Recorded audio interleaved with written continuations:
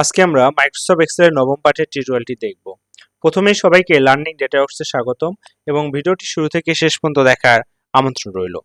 যারা এক্সেলে বেসিক থেকে শুরু করতে চান বা প্রো হতে চান অবশ্যই ভিডিওগুলো পার্ট 1 থেকে দেখবেন। তো আজকে আমাদের আলোচনার বিষয় হচ্ছে calculation across sheet. Calculation across sheet means আমরা মাল্টিপল শীট থেকে একটি শীটে ডেটাকে সামারাইজ করব। সেটা ক্যালকুলেশনের মাধ্যমে ফাংশনের মাধ্যমে যেভাবে হোক।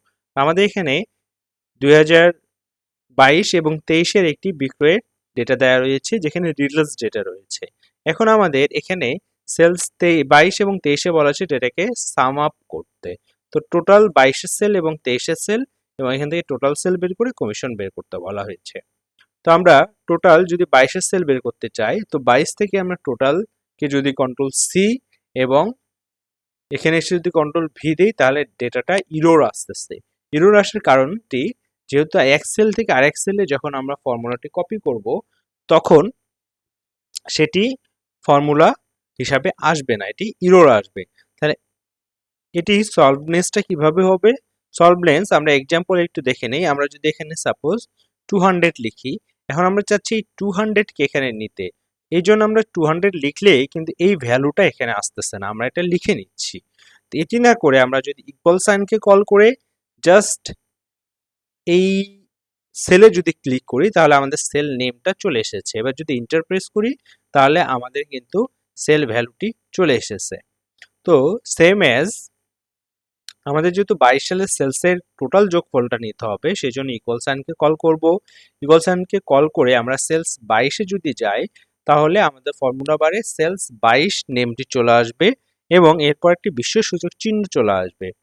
এরপর আমরা যে ভ্যালুটি নিতে যাচ্ছি আমরা F3-র ভ্যালুটি নিতে যাচ্ছি। F3-তে ক্লিক করলাম, ইন্টার প্রেস করলাম, এবার কিন্তু F3 ভ্যালুটি আমাদের চলে এসেছে।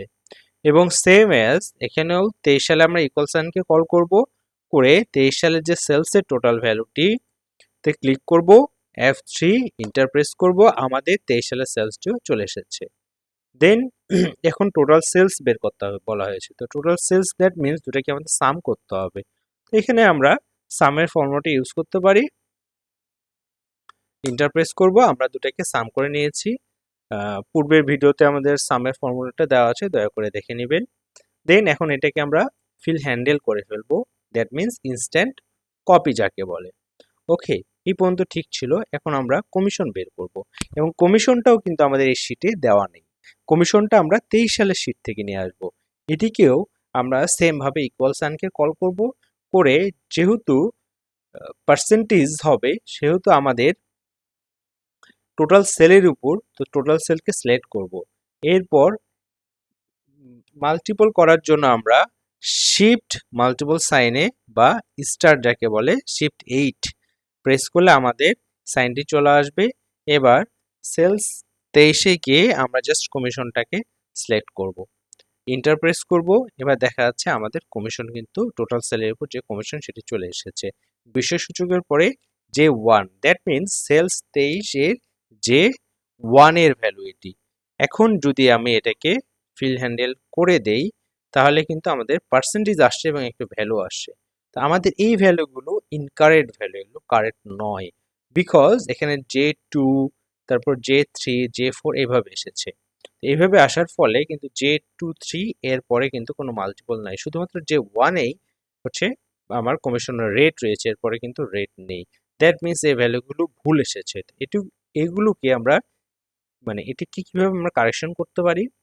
এই জন্য এই J1 এ উপর আমরা F4 প্রেস করব, তাহলে আমাদের J1টি লক হয়ে যাবে। বা ইন্টার প্রেস করব, ইন্টার প্রেস করে এবার যদি আমরা ফিল ডাউন করি, ফিল হ্যান্ডেল করি তাহলে কিন্তু আমাদের এক্সাক্ট কমিশনটি চলে এসেছে এবং নিচে টোটাল দেওয়া আছে।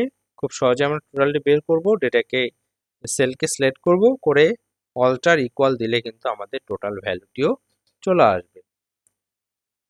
তো আজকে ভিডিওটি এখানে শেষ করছি। ভিডিওটি ভালো লাগলে অবশ্যই লাইক, কমেন্ট এবং শেয়ার করবেন এবং আমার চ্যানেলে নতুন হলে অবশ্যই চ্যানেলটি সাবস্ক্রাইব করে পাশে থাকা বেল আইকনটি ক্লিক করবেন। ধন্যবাদ সবাইকে, দেখা হচ্ছে পার্ট 10 এর ভিডিওতে। সে পর্যন্ত ভালো থাকবেন, সুস্থ থাকবেন।